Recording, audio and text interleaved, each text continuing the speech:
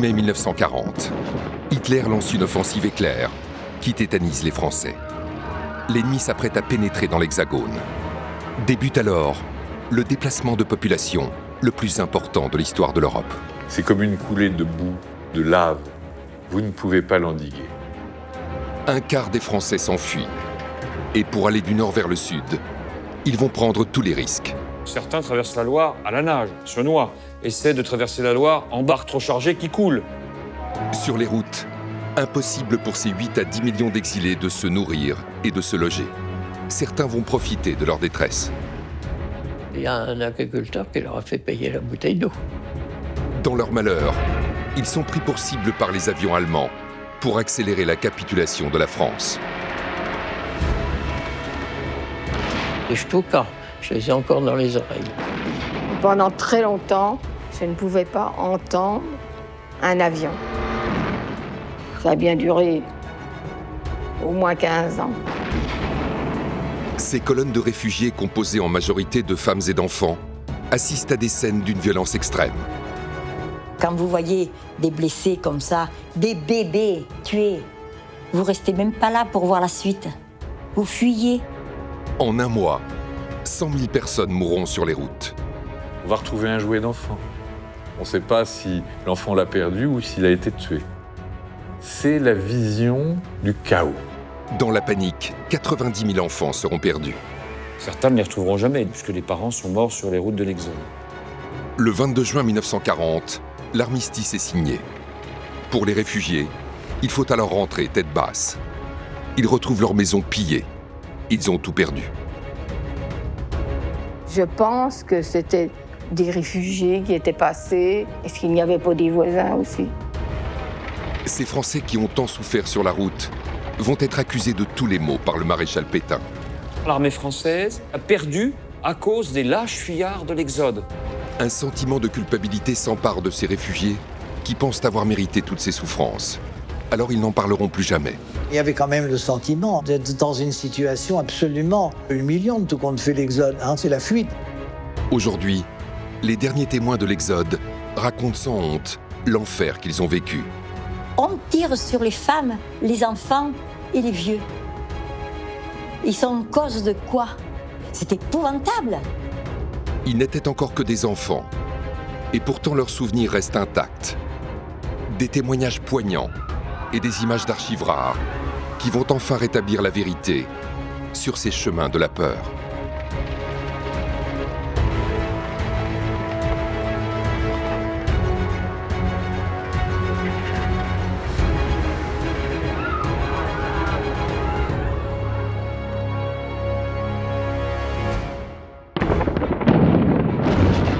Mai 1940, les soldats de la Wehrmacht envahissent par surprise le Luxembourg, les Pays-Bas et la Belgique. 2 jours plus tard, ils pénètrent en France par les Ardennes, où le commandement français ne les attendait pas. À la stupeur générale succède la panique. Les populations civiles sont terrorisées. Il faut partir. Surtout, ne pas tomber entre les mains des Allemands. Avec ou sans moyens de locomotion, ils vont fuir vers le sud.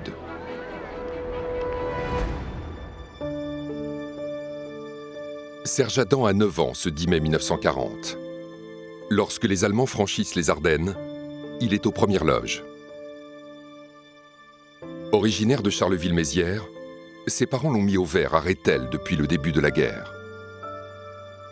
Il le croit plus en sécurité à la campagne, avec ses grands-parents.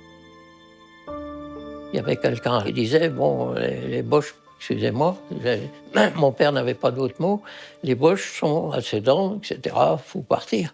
Dans le petit pays là où j'étais, chez mes grands-parents, il y avait peut-être 350 habitants, il n'y en avait pas un qui a dit, je vais rester. Serge Adam part dans la nuit du 12 au 13 mai. À ce moment-là, la panique qui s'empare des adultes, le petit garçon ne la ressent pas.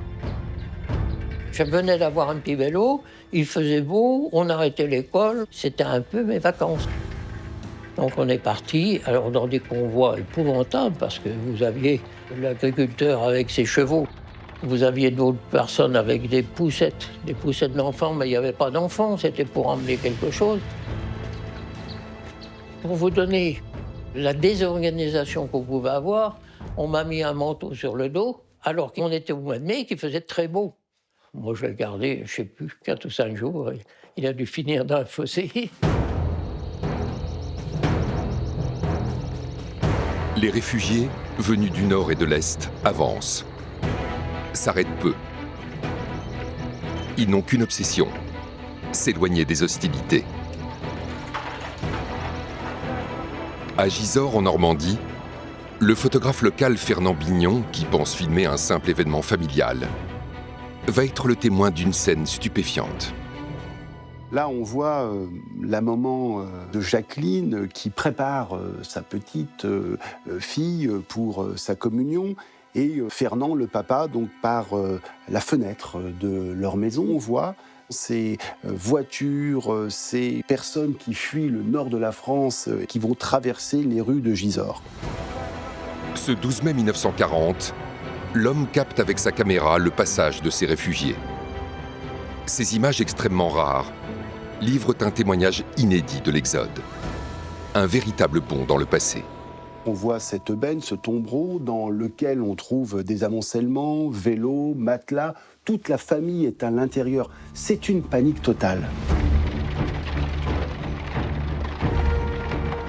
Ce sont des colonnes entières, des dizaines et des centaines de kilomètres et des routes qui sont totalement encombrées. Cet exode, il est aussi révélateur d'une société entière qui fuit. À quelques kilomètres de chez lui, Serge Adam progresse sur son petit vélo, aux côtés de ses grands-parents. Il observe étonné cette route surchargée. Je voyais 15 kilomètres de convoi, tout le monde sur la même route, et là, tout d'un coup, on a entendu des avions. À l'époque, un avion qui passe, c'est tout, c'était pas grave. On pensait qu'ils allaient attaquer les armées françaises. Mais non. Sur ce convoi, où il n'y avait que des vieux, des femmes et des enfants, et Stuka, je les ai encore dans les oreilles, là, comme ça. En descendant, il faisait hurler une sirène. On ne savait pas quoi faire, on s'est mis dans les fossés. Si vous soyez sur la route ou dans les fossés, c'était pareil. Et quand tout d'un coup ils sont partis, ben, le gamin à côté de moi, il y avait un gamin qui avait mon âge, il avait tout le ventre ouvert, et ils seront morts là, à ce moment-là, c'était pas mon jour.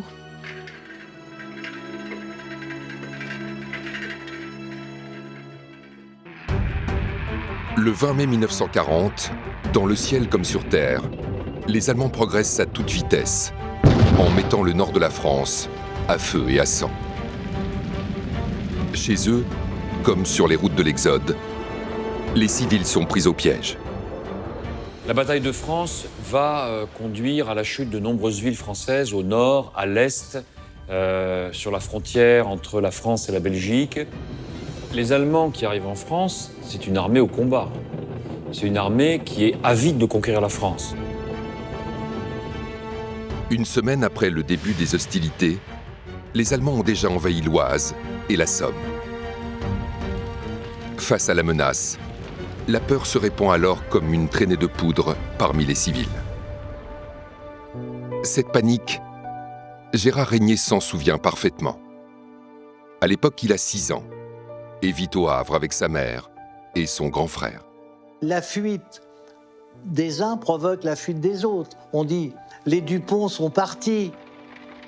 C'est toute une ambiance d'ignorance profondément de ce qui se passe. On sait simplement que les Boches arrivent et on veut fuir les Boches. Il y a les rumeurs qui courent autour des atrocités allemandes qui auraient déjà été commises dès le 10 mai 1940 sur des populations, sur des villages, ce qui est vrai. Certains villages ont été attaqués par la Wehrmacht et certains éléments de la SS ont exécuté sommairement des Belges. Ma mère, elle est d'autant plus perdue qu'elle est toute seule. Elle est veuve, toute seule avec 2 enfants de 6 et 12 ans. Elle ne voit pas où aller, elle ne sait pas où aller. La situation s'aggrave le 21 mai. Les forces alliées lancent une contre-offensive pour stopper l'ennemi. Chars et artillerie lourde s'affrontent. Malgré d'importantes pertes allemandes, cela ne suffit pas à stopper l'invasion. Arras, c'est épouvantable.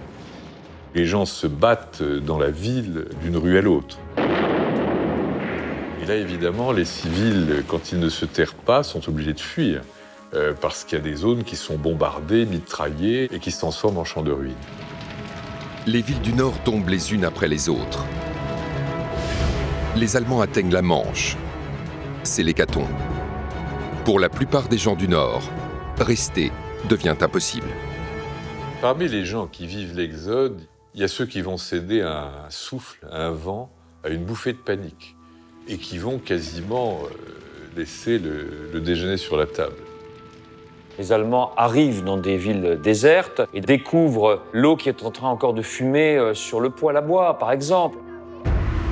En mai 1940, 3 millions de réfugiés avancent déjà sur les routes et vivent avec la hantise d'être rattrapés. Ils n'étaient pas loin. Ils étaient derrière. Je crois que tout le monde avait peur. Hein. J'étais un petit garçon, bien sûr, mais que ce soit les adultes ou les vieux, c'était pareil. On ne pouvait pas ne pas avoir peur. Il y avait quand même l'idée qu'on pouvait tous y passer d'un moment à l'autre. Les communes qu'il traverse, Serge Adam les consigne dans un petit carnet qu'il a eu l'idée d'emporter, probablement pour ses parents qu'il n'a pas vus depuis longtemps. Le petit garçon de 9 ans est alors dans la Marne. Il a parcouru plus de 100 km à vélo, mais il est encore loin du but. Ses grands-parents projettent d'aller à Niort, à 600 km de là. Dans ces convois, il y avait des femmes qui avaient des bébés. Il y avait des vieux qui avaient qu'une canne. Ils ne savaient pas marcher et donc fallait suivre. C'était vraiment l'évacuation, comme on disait à l'époque. À Gisors, dans l'Eure, le photographe et caméraman amateur Fernand Bignon part à son tour en exode après les premiers bombardements. Ce qui est étonnant, c'est de voir tout ce qui avait pu être emporté. Au moment où on part, on fuit, c'est l'exode, on emporte ces trésors, les bijoux que l'on cache. C'est le cas ici dans des obus de la Première Guerre mondiale où on a mis les trésors familiaux. C'est extrêmement encombré, c'est chargé. On voit les vélos, les matelas, les valises, tout ce qui a pu être mis. Et dans la panique totale, on réfléchit à emporter ce que l'on estime être le plus important. Ce défilé de briques et de brocs, Monique Louillet l'observe depuis le jardin de sa maison, à la Guerche en Bretagne. Du haut de ses 10 ans, elle est étonnée de voir son petit village d'ordinaire si calme, qui ne désemplit plus. On était à la grille, on était là, piqués là, tous les deux, mon frère et moi. Et on passait nos journées à les regarder. On se demandait pourquoi les gens avaient essayé d'emporter leur maison comme ça. Il y avait des petits meubles, il y avait des matelas. C'était vraiment très plein, les attelages, avec des chiens qui marchaient autour. Et puis, quelquefois, j'ai dit une vache ou deux derrière. Les gens ne nous voyaient pas beaucoup. Ils étaient fatigués, très fatigués, tristes. Ça se voyait qu'ils étaient, je dirais, vidés. À Malesherbes, dans le Loiret, la petite Colette Lantier a presque 6 ans lorsqu'elle voit à son tour passer une incessante colonne de réfugiés. Il me semble qu'ils étaient habillés tous en noir. C'était peut-être, je sais pas, l'image du malheur qui commence à pénétrer. Et maman avait dit, si je devais vivre ça, je deviendrais folle. Pour éviter de subir cette épreuve, la mère de Colette Lantier choisit d'aller se réfugier chez ses parents à Solterre, dans le Loiret. Son père, lui, ne peut pas quitter son poste d'employé de chemin de fer. Mais cela ne va pas se passer comme prévu. Alors, nous partons. Maman, ma sœur qui a 13 ans, mon frère qui a 11 ans, moi, qui n'en avais pas 6 encore, et le bébé de 5 mois. Nous sommes montés dans le train. Je trouvais que le voyage était long. Puis puisque nous avons mis toute la journée pour faire 40 km. Et là, elle a appris que ses parents étaient partis. Que faire? On a suivi le flot, on a marché à pied pendant longtemps. Colette Lantier et sa famille n'ont plus d'autre choix que de partir à l'aveuglette. Comme beaucoup de réfugiés, ils n'ont pas eu le temps de consulter les plans d'évacuation prévus par l'État. Chaque département a normalement sa zone de repli. Les habitants du Nord rejoindront la Bretagne, ceux de la Meuse iront dans le centre, ceux des Ardennes se dirigeront vers la Vendée et les Deux-Sèvres. Il y a des réfugiés qui sont très respectueux des plans d'évacuation.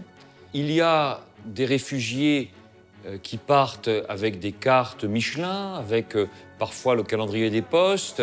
Mais déjà au mois de mai, il y a des populations qui ne savent absolument pas où aller. Certains ont décidé de rejoindre de la famille, des amis.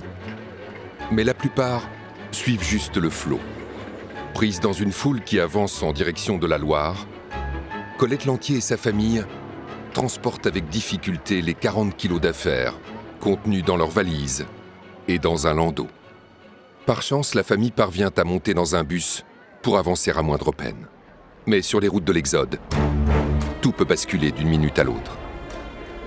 On était serrés les uns contre les autres. Et puis c'est là que ma mère s'est mise à hurler « Arrêtez, arrêtez, on va en enfer ». Les autres, voyant cette femme folle et les 4 enfants sans ressources, eux, ils avaient emporté des provisions. Très charitables. On dit au chauffeur « Arrêtez, arrêtez, la dame veut descendre ». Alors, nous sommes descendus. Nous sommes repartis à pied. Une mère totalement hagarde. 4 enfants, dont un bébé de 5 mois. La famille est de nouveau sur la route, effrayée, affamée et perdue. On s'est arrêté dans une grange et la fermière, qui était quand même charitable, a donné du lait à boire à maman et elle lui a fait manger l'omelette. Maman a dormi et c'est là que maman a retrouvé la raison après avoir mangé et s'être reposée un peu. Pour ceux qui sont restés chez eux dans la partie nord de la France, la vie n'est pas plus facile. Le 9 juin, les Allemands sont à Rouen. À 80 km de là, dans la région havraise, Bernard Ménager, comme tous les habitants des environs, observe avec inquiétude une épaisse fumée. Le ciel était noir, il y avait de la suie qui tombait, donc les pétroles avaient été incendiés par l'armée française pour que les dépôts de carburant ne tombent pas entre les mains des Allemands. Et j'étais très impressionné parce qu'il faisait noir en plein jour. Ce nuage, j'en ai le souvenir, c'était noir, c'était la nuit noire. Alors il y a une ambiance de fin du monde, apocalyptique, c'est le mot qui convient, si vous voulez. Le maire de la ville a parcouru les rues en disant « Si vous voulez sauver votre peau, figez le camp ». Si les autorités locales de Montivilliers, où se trouve la famille Ménager, donnent des consignes d'évacuation claires, à 3 km de là, au Havre, la famille Régnier, qui hésite à partir, ne sait que faire. Ici, c'est le silence radio. Et pour cause. C'est ce même dimanche 9 juin que le maire du Havre s'en va avec le sous-préfet direction la Basse-Normandie. Si lui s'en va, c'est fini, c'est fini. La décision a peut-être été prise dans la matinée et le départ dans l'après-midi. C'est extrêmement rapide. Bernard Ménager part avec sa mère, son petit frère, sa grand-mère et sa grand-tante en voiture. Il roule une centaine de kilomètres. Mais arrivé à Côte-Bec, en Seine-Maritime, les véhicules sont refoulés. Alors ils n'ont pas le choix. Ils doivent continuer à pied. On a commencé à marcher dans la forêt avec 2 enfants, l'un ayant 5 ans et demi et l'autre 3 ans et demi. Pas de poussette d'enfants. Il y a au moins 25 à 30 kilomètres. On est arrivé épuisé et on a dormi dans la grange. Pour moi, c'était extraordinaire de ne pas dormir dans son lit.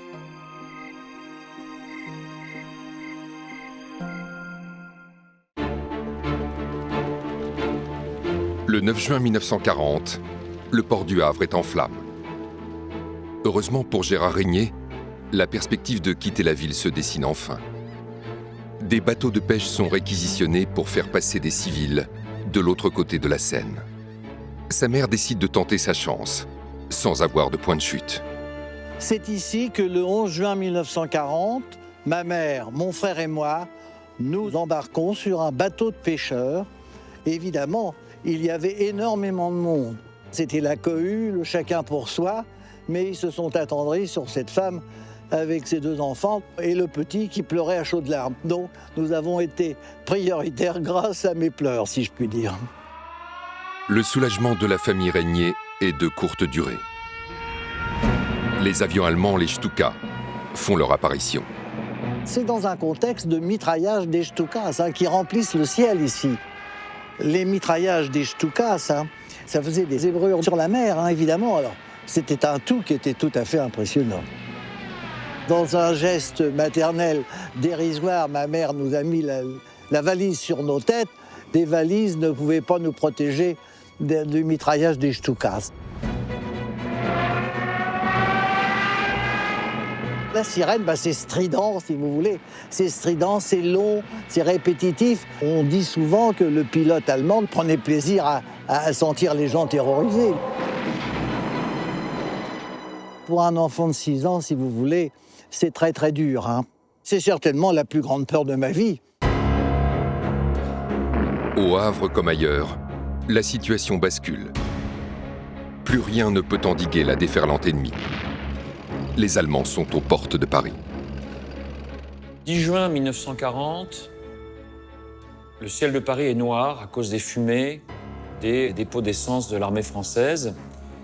Et c'est aussi un sombre jour pour l'histoire politique de la France, puisque le gouvernement décide de fuir. C'est un mouvement général. Les ministères déménagent.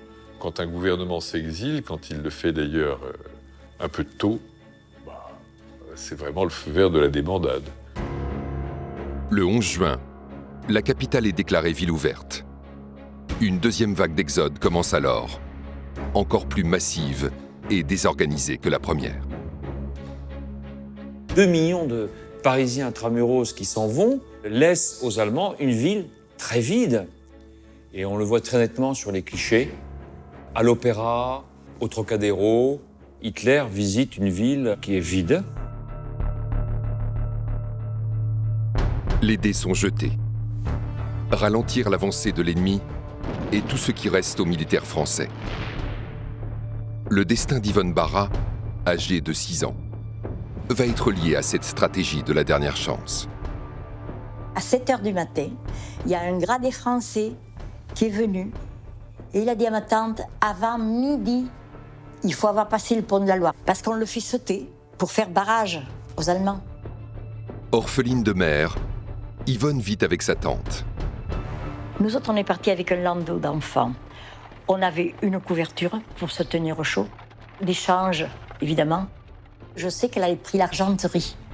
Quand j'ai vu qu'elle mettait tout ça dans le landau, ça fait tilt. J'ai pensé à mon poupon. Alors, je suis allée le chercher. Sans se retourner, Yvonne et sa tante traversent Orléans. Elle se dirige vers le pont pour franchir la Loire. C'est la cohue. Tout le monde sait que l'explosion est imminente. Une panique générale que les avions allemands vont venir attiser. Ils nous tiraient dessus, on se cachait, on rampait par terre.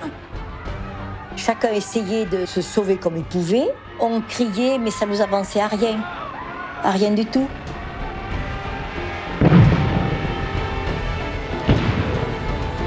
Quand vous voyez des blessés comme ça, qui hurlent, des bébés tués, c'était horrible, mais on ne pouvait pas s'en occuper. Vous restez même pas là pour voir la suite. Vous fuyez. De l'autre côté de la Loire, Yvonne et sa tante regardent Orléans brûler. Leurs espoirs s'envolent en fumée. On croyait que peut-être en patientant, on pourrait revenir sur nos pas. Et alors je voyais les flammes, je voyais tout en feu. Et les bombardements et tout craquait, tout. C'était épouvantable. Donc alors elle m'a pris dans ses bras, elle m'a parlé gentiment et elle m'a dit non, on va aller voir papa. Donc Au lieu de revenir sur Orléans, on est parti dans le Lot. On a tenté. À 70 km de là, Colette Lantier et sa famille arrivent sur le pont de Gien, dans le Loiret, peu avant son explosion. Cela fait une semaine qu'ils marchent. La petite fille est alors le témoin d'une scène qu'un enfant ne devrait jamais voir. Il y avait déjà des trous dans le pont, des chevaux morts sur les berges de la Loire. Ils avaient le ventre gonflé. Tués depuis combien de temps? Sûrement quelques jours. Nous avons été dans les derniers à passer le pont de Gien. L'armée française décide de faire sauter de nombreux ponts de la Loire pour retarder l'avance allemande. Donc il y a des réfugiés qui espèrent traverser à Orléans, mais le pont a sauté. Certains espèrent traverser à Sully-sur-Loire, le pont a sauté. Donc certains traversent la Loire à la nage, se noient. Certains essaient de traverser la Loire en barque, des barques trop chargées qui coulent. À la mi-juin 1940, les réfugiés croient encore que cette Loire pourra les protéger des Allemands. Ils sont alors 8 à 10 millions à avoir quitté leur domicile. Il y a presque un quart de la population française sur les routes de France en train de fuir les armées allemandes. Un tel phénomène, aussi important sur le plan numérique, est impossible à juguler. Personne ne peut arrêter ce flot, c'est comme une coulée de boue, une coulée de lave. Les axes qui mènent vers le sud sont complètement saturés. La progression des réfugiés est de plus en plus lente. C'était la foule. On ne pouvait pas passer devant l'autre. C'était infernal. C'était touche, puisqu'on n'avançait plus. Là, il y a un landau. Là, il y a une moto. Là, il y a une voiture avec un cheval. Là, il y a une remorque. C'était une vision d'apocalypse. Ça ressemblait à l'enfer, si l'enfer existe. Ces enfants sur les routes ne comprennent pas ce qui leur arrive.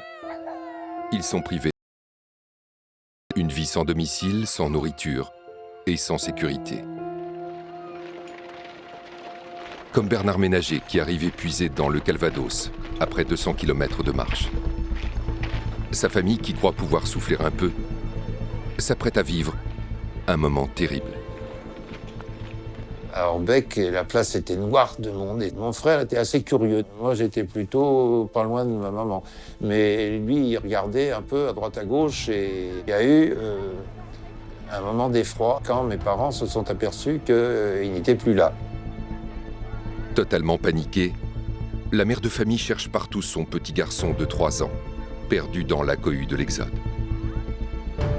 Elle finit par le retrouver quelques heures plus tard. Beaucoup n'auront pas cette chance. Il y a à peu près 90 000 enfants perdus. Vous savez ce qu'est la tragédie d'un enfant perdu dans un grand magasin, là, il est perdu sur le territoire. La Croix-Rouge fera apposer des milliers d'affichettes dans les gares, dans les mairies, avec l'identité d'enfants perdus. Certains ne les retrouveront jamais, du reste, puisque les parents sont morts sur les routes de l'Exode. Après une dizaine de jours de marche, la fatigue devient une véritable torture. On aurait dit que ça allait se casser, la jambe. Elle ne nous portait plus les jambes. Ça faisait un mal épouvantable pour avancer les jambes. J'ai dit, j'aime mieux mourir. Je suis trop fatiguée, j'aime mieux mourir. Et c'est ma sœur aînée, qui a dit, allez, viens. Elle ne pouvait même pas me prendre par la main, puisqu'elle avait une valise dans chaque main. Ma sœur pleurait, et maman lui a dit, mais jette une valise, tu seras moins fatiguée. Il y avait beaucoup de choses abandonnées, hein. On va retrouver un jouet d'enfant. On ne sait pas si l'enfant l'a perdu ou s'il a été tué. C'est la vision du chaos. Les communes traversées par ces gens qui manquent de tout tentent de faire face comme elles le peuvent. À Vierzon, dans le Cher, 120 000 réfugiés seront accueillis dans une ville qui ne compte habituellement que 25 000 habitants. Les gens arrivaient donc par derrière nous, donc cette route nationale 20 qui descend de Paris. Et elle a connu, c'est une estimation faite par le maire de l'époque, environ 80 000 passages de véhicules, sans parler des bicyclettes, des poussettes, des gens à pied.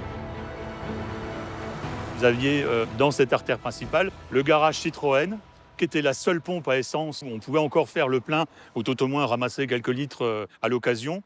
Et c'était le centre névralgique de Vierzon. Les renseignements arrivaient là par les réfugiés, par les gens de la mairie. Le gouvernement n'est plus d'aucune aide pour ces malheureux échoués sur les routes. Leur salut dépend du bon vouloir des populations locales et de leurs maires. Certains n'avaient strictement rien. Il a fallu les nourrir, les ravitailler. La ville achetait des fruits et des légumes dans les fermes autour pour faire une sorte de soupe populaire gérée par la Croix-Rouge et par les dames de charité. La ville a également acheté tout ce qui est café, chicorée, du lait pour les enfants ou des langes. Ces initiatives charitables ne suffisent pas face à l'afflux de réfugiés. Ils sont constamment en quête de denrées pour survivre. J'ai ressenti la faim, la soif, parce qu'on n'avait pas grand-chose à manger. Chacun se débrouille. Ceux qui avaient emmené quelque chose, ils avaient quelque chose. On avait pratiquement tout laissé. Si on trouvait un saucisson à acheter, croyez-moi, il était le bienvenu. Mais on ne mangeait pas beaucoup. Hein. Je vous assure qu'on ne pesait pas lourd. Ces familles totalement démunies sont des proies idéales. Il y a des gens qui ont profité. Le lait, oui, maman m'a dit qu'on lui avait vendu assez cher. Je me rappelle même qu'une fois, ils ont demandé de l'eau au robinet, et qu'il y a un agriculteur qui leur a fait payer la bouteille d'eau. Il y en a qui ont fait beaucoup leur beurre. Hein. Oh là là, oui. Il y en a qui se sont enrichis. Ces escroqueries sont monnaie courante. À Vierzon, le journal local en fait d'ailleurs état. La Dépêche du Berry exhorte quotidiennement les Vierzonais, les épiciers vierzonais notamment, à vendre au même prix qu'aux Vierzonais. La Dépêche du Berry fait très fort en donnant jusqu'au nom des épiciers mal intentionnés. Heureusement, certains Français tendent la main à ces exilés. La famille de Monique Louillet à la Guerche de Bretagne en fait partie. Mes parents étaient très généreux, très chaleureux, et je sais que, comme on avait un grand jardin, et ils disaient tout le temps, il faut que tu portes ça à nos réfugiés, parce qu'on disait nos réfugiés. Je suis allée trouver maman, et j'ai dit, tu sais, dans une voiture, il y a une dame avec 2 petites filles, elles sont mignonnes, elles ont mon âge. Est-ce que ce soir, vous voudriez aller coucher à la maison? Alors les parents ont accepté. Durant le mois d'Exode, les parents de la petite Monique offriront le gîte et le couvert à des dizaines de réfugiés. Mais pour la majorité, le confort d'un lit est devenu un lointain souvenir. Avec ces millions de sans-logis, les lieux d'accueil sont saturés. Dormir dans un fossé, c'était pas très agréable. Mais j'ai dormi dans une gare, j'ai dormi dans une cour d'école, on dormait où on pouvait. Ce qui était le mieux, c'était quand même une grange, avec de la paille et du foin. Les granges sont pleines à craquer. Les réfugiés se battent pour trouver un lieu où se reposer. C'est la foire d'Empoigne. Le premier arrivé est le premier servi. Ma mère s'est heurtée à quelqu'un qui a dit non, il n'y a plus de place. Alors elle s'est mise en colère, elle a dit c'est pas possible. Elle a forcé un peu le passage pour qu'on puisse, en se serrant un peu, avoir une place sur la paille. Des gens qui, dans la vie ordinaire, ne sont pas des gens méchants, perdent complètement les pédales et c'est le chacun pour soi. C'est un peu la jungle. Au milieu des civils, les soldats français en déroute grossissent désormais les rangs, à la plus grande surprise des réfugiés. Ils ont capitulé. On nous faisait garer pour des soldats qui partaient vers le sud, comme nous. C'était pas l'armée française qui venait attaquer les Allemands, ils s'en allaient plus vite que nous, ils étaient motorisés. C'était pas rassurant, c'est sûr. Moi, j'étais toute petite au milieu de cette foule, je pouvais pas regarder en l'air, je regardais les pieds. Et j'ai vu les soldats français marcher pieds nus. J'ai trouvé que ces soldats avaient les pieds sales, forcément. Marcher du pied, ils devaient avoir des ampoules, je ne sais pas. Malgré la débandade, les soldats ont encore quelques vivres et ne restent pas indifférents face à ces femmes et ces enfants qui pourraient être les leurs. Plusieurs fois, les soldats français nous ont dit « Vous venez, on vous donnera à manger. Et après, vous coucherez derrière nous, dans la paille. » On attrapait des poux. Ça, on attrapait des poux, mais c'était comme ça. Certains soldats, véhiculés, proposent même aux réfugiés de leur faire parcourir quelques kilomètres. Dans le Loiret, la famille de Colette accepte cette offre inespérée. Mais elle va vite le regretter. Les avions s'approchaient, piquaient, puisque nous étions dans un quart militaire, forcément. On était une cible. Les avions nous mitraillaient. Moi, je croyais que c'était des bombes, mais c'était des Stuka. Ça fait un bruit infernal, hein. Ce harcèlement des Stuka, aucun témoin de l'Exode n'a pu l'oublier. Une terreur qui s'ajoute à leur fardeau déjà trop lourd. La sirène, la trompette de Jéricho de ces Stukas, ça glace le sang, bien entendu. Moi, j'avais peur. Ah ben, j'avais peur. Quand on entendait les sirènes, il fallait se cacher parce qu'on savait qu'après, ils matraquaient tout. On se cachait dans les herbes quand il n'y avait pas autre chose. On se cachait dans les bois quand on trouvait un bois. Et tout le monde s'aplatissait et tout le monde cherchait un abri. Ben, ils savaient bien que c'était civil. Ça ne ressemblait pas à des tanks. Vous appelez ça la guerre? On fait la guerre entre soldats. On tire sur les femmes, les enfants et les vieux. Ils sont en cause de quoi? C'est épouvantable. Épouvantable. Les Allemands rencontrent de moins en moins de résistance. Et ce chaos est pour eux du pain béni. En terrorisant les réfugiés, les Allemands espèrent faire plier beaucoup plus vite les hommes politiques. Ils peuvent aller piquer là où ils veulent, quand ils veulent. Et c'est ce qui les pousse à désorganiser, à porter le coup de grâce. Les attaques aériennes, la famine, l'épuisement feront des ravages dans ces convois de réfugiés. Ils seront 100 000 à périr sur les routes de l'Exode. Cette ambiance macabre est gravée à jamais dans l'esprit des rescapés. Au croisement des routes, souvent, il y avait des gens, des blessés qui attendaient là. L'odeur du sang, que ça m'est resté, ça, cette odeur de sang. Il y avait une drôle de forme, entourée d'un drap. J'ai demandé à ma sœur ce que c'était. Et ma sœur m'a dit, ils emportaient leur enfant mort, enveloppé dans un drap. On pleure plus, on regarde, on voit, on grandit vite, hein, quand même. On va retrouver partout des cercueils improvisés. Parce que tous ces gens qui meurent, il faut essayer d'éviter que les corps ne pourrissent, ce qui sera un vecteur d'épidémie. Après un mois d'exode, Serge Adam descend enfin de son petit vélo qu'il pilotait vaillamment depuis les Ardennes, jusque dans les Deux-Sèvres, aux côtés de ses grands-parents. Le petit garçon de 9 ans a accompli un véritable exploit. Si on avait été des Ardennes à Niort en direct, ça doit faire 700 km. Je crois qu'on en a fait 1300. Serge Adam est sans nouvelles de sa mère depuis un mois. Si elle a suivi les plans d'évacuation, elle a dû se rendre à Niort, comme tous les employés de la poste de Charleville-Mézières. Mais est-elle arrivée à bon port? Rien n'est moins sûr. Je ne savais pas si elle était morte ou vivante. Mon frère aussi. Le petit garçon avance sur la Grand Place. Et miracle, sa mère est là. Elle travaille à l'accueil des réfugiés. Elle m'a embrassé, elle pleurait de joie, oui. Elle avait son premier gamin, hein, c'était mon frère, 3 ans et demi de plus que moi, mais elle a perdu l'autre. Elle ne savait pas si elle le reverrait. Hein. Logé chez une habitante de Niort, Serge Adam mène ici une vie plus tranquille que sur les chemins de l'Exode. Mais dans cette ville pleine à craquer, il ne mange toujours pas à sa faim. Il y a eu 80 000 réfugiés pour 20 000 habitants. Ça devenait une ville en surdensité.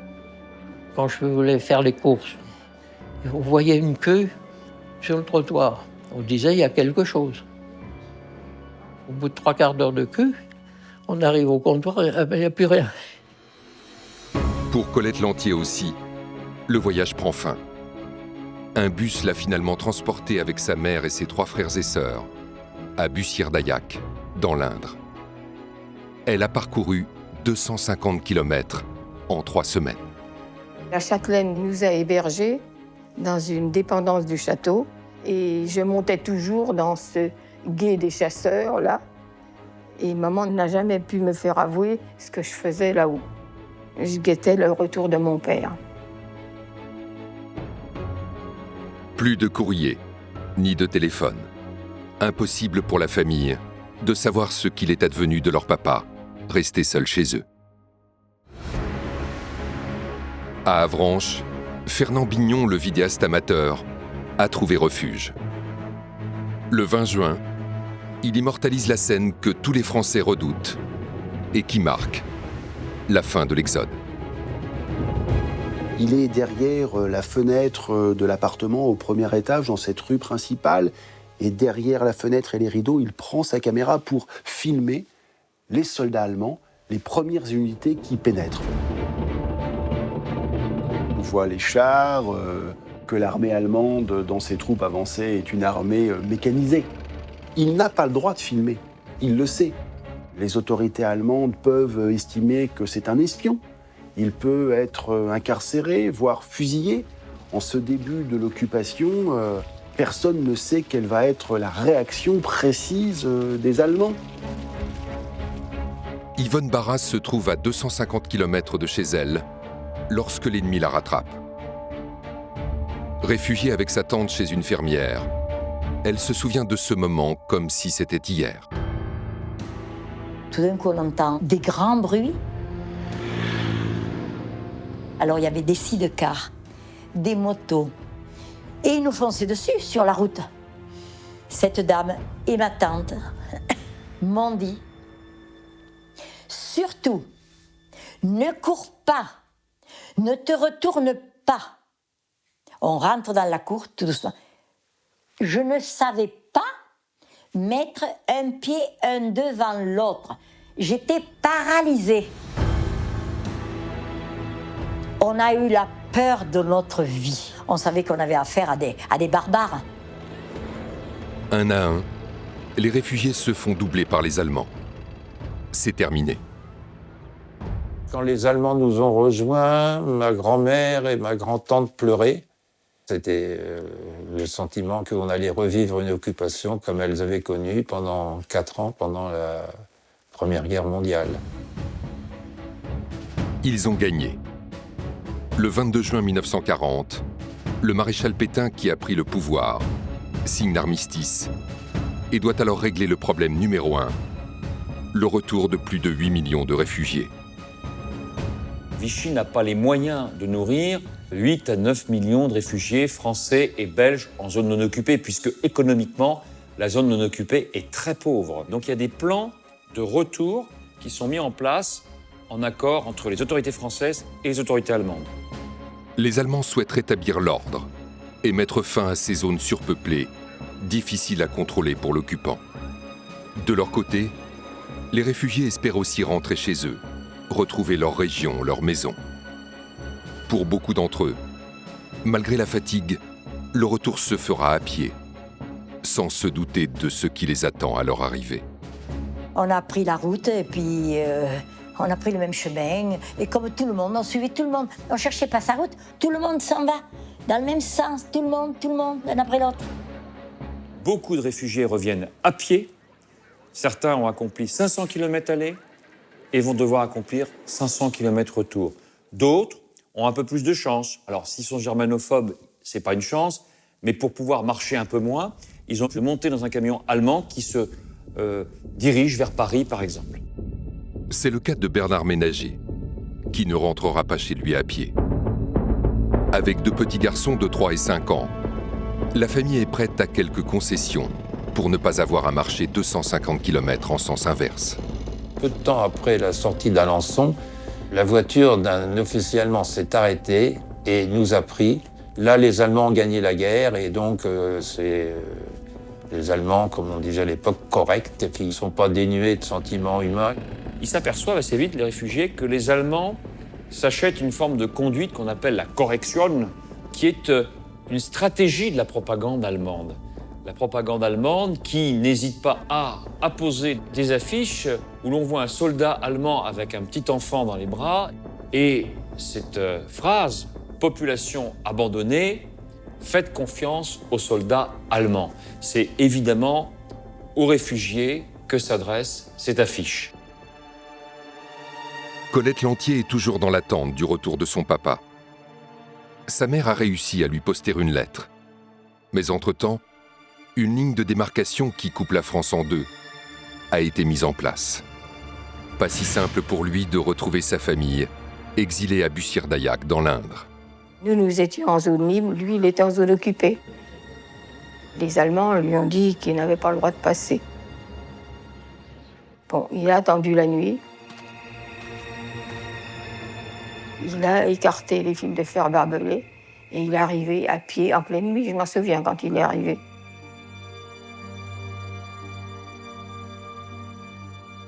C'est la joie, le soulagement déjà pour maman, qui se sentait quand même moins responsable. Et puis papa nous retrouvait tous les quatre vivants.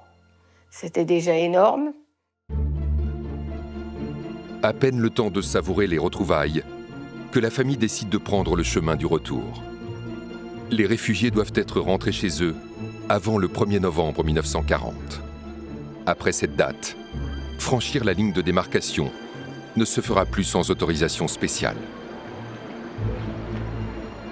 On est arrivé devant la gare de Châteauroux et là c'était noir de monde. Tout le monde rentre en même temps.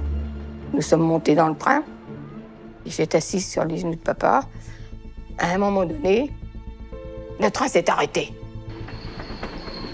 C'était la limite, zone libre, zone occupée. Et j'ai entendu dire, les Allemands, le tonnerre me serait tombé dessus, que ça aurait pas été pire. Alors, vérifier les papiers d'identité. Nous étions en règle et nous sommes repartis. Les réfugiés rentrent en masse, mais pour certains, ce sera impossible. 1 million d'entre eux apprend que leur domicile, situé dans le nord-est de la France, est désormais en zone interdite.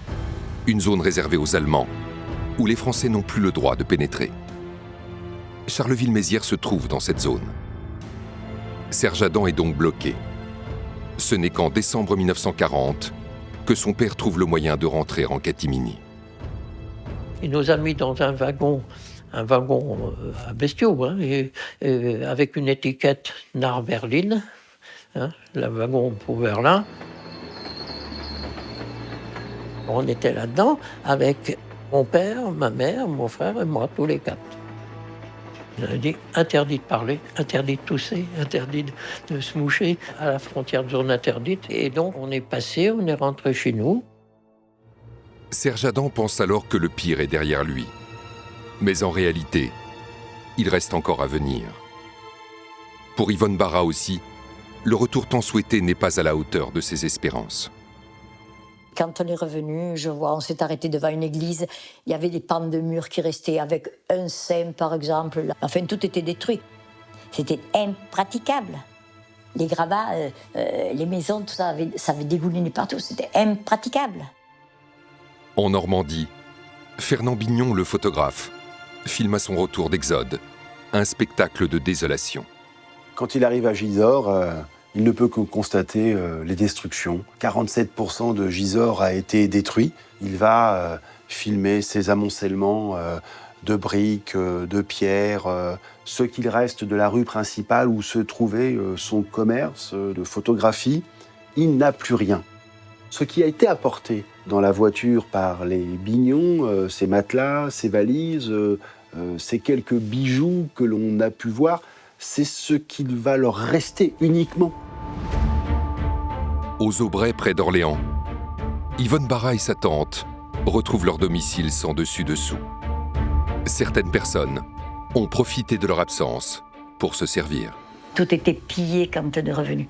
Sous les lits, il y avait des habits. Ils avaient trié, ils avaient pris ce qui leur plaisait, et puis voilà. C'était affreux, affreux, affreux. Dans notre maison qui avait été souillée, il y en avait qui avaient vomi et tout. C'était épouvantable. On avait 4 lits. Mon père n'en a retrouvé qu'un.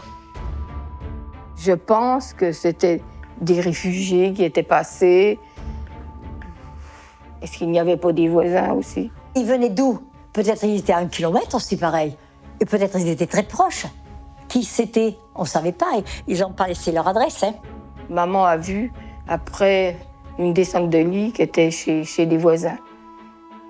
Elle n'a rien osé dire. En zone interdite, les réfugiés qui rentrent chez eux traversent des villes fantômes. Personne n'est censé revenir vivre ici. Les rares habitants y sont comme pris au piège. En décembre, quand je suis rentré, on avait moins 15 ou moins 16, on a eu froid et faim en même temps. Parce que premièrement, il n'y avait pas de ticket, mais deuxièmement, il n'y avait pas de magasin. Les magasins avaient été pillés, bien sûr, complètement. Alors, comment on a pu vivre? Et on a survécu. Moi, j'ai fait les poubelles de l'hôpital à côté. Si vous aviez une pomme de terre à moitié pourrie, il y avait une moitié qui était bonne. Ultime épreuve.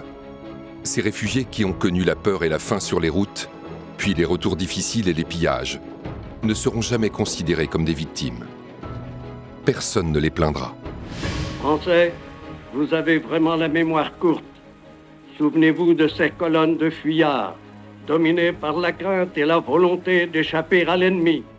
Très souvent, pendant la guerre, le maréchal Pétain a culpabilisé les réfugiés en les traitant de sales fugitifs, de fuyards. Et en même temps, il va doubler ce discours d'un discours célébrant l'armée française qui a perdu à cause des lâches fuyards de l'Exode. Il s'agissait d'inverser les choses. On a eu des gouvernements lâches qui ont capitulé et ils ont transféré toutes leurs responsabilités devant l'histoire sur le peuple. L'histoire va longtemps retenir cette version. Le silence s'est installé sur ce chapitre tragique que l'on s'est empressé de refermer. La honte, le mot est peut-être fort pour certains, mais il y avait quand même le sentiment d'être dans une situation absolument un peu humiliante, tout compte fait l'Exode. C'est la fuite. On n'était pas fiers. Alors les protagonistes de l'Exode se sont tus. Mais ils n'ont jamais pu effacer de leur mémoire ces souvenirs douloureux. Pendant très longtemps, je ne pouvais pas entendre un avion. Ça a bien duré au moins 15 ans, si c'est pas plus. Je ne pouvais pas. Non, on ne peut pas oublier. Tous les mois, on fait un essai de sirène. Et ça, si je suis là, moi, ça me résonne. Ça me résonne dans la tête. C'est atroce de rendre les gens malheureux comme ça, les faire souffrir comme ça. On doit faire tout pour éviter une guerre. On doit faire tout. À l'hiver de leur vie, ces enfants de l'Exode restent marqués à jamais par ce périple effroyable qui a forgé leur caractère. Leur courage, leur endurance et leur peine n'ont jamais été salués. Ni victimes, ni héros, ils sont à présent les derniers représentants de ces 8 millions de Français qui ont arpenté les chemins de la peur.